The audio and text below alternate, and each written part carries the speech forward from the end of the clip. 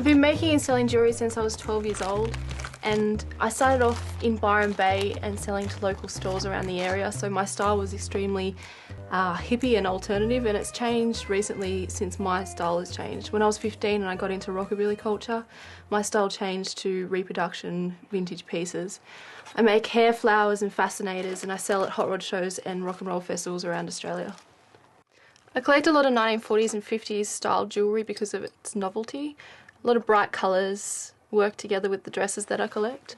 I seem to come across these a lot in my travels and my vintage fairs that I go to. They're 1950s shoe clips that the women used to put on their shoes to make them look different. I'm really interested in rockabilly and hillbilly style things, so when I found these in a vintage store, I actually got the hats first, and then I found the necklace after. They're sterling silver. I think they're from the 1960s. Best thing about 1940s and 50s jewellery is that you're always going to find it, and my collection's always growing. With 1950s makeup, it's completely different to what we do today. When I went to makeup college, I learnt how to do formal and wedding makeup on modern girls, but I have done a lot of self-study into 1940s and 50s style makeup, and I teach girls in Brisbane how to do it in my burlesque academy with my friend.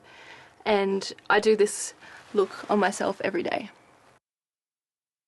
I started a photography thing where I make girls look like pin-up girls for a day, and I do their hair and makeup and get them dressed up into vintage clothes, and they have a lot of fun.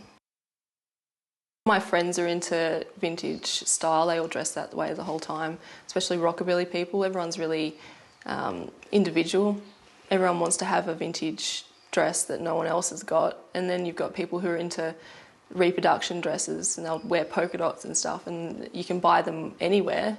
But me and my friends, we're all into original designs, like seeking things. We're all on the lookout for each other. I get a lot of my clothes direct from collectors and antique stores. They're all on lookout for me. They know my style, and they pull out something amazing, and usually they give it to me for a really good price because they know that I'm going to look after it. I'm not going to resell it.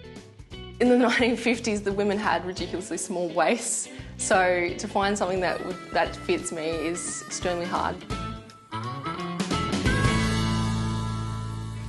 Rockabilly, it's completely different to the rock and roll style. It's not poodle skirts and bobby socks. It's class, it's elegance, it's everything that I love.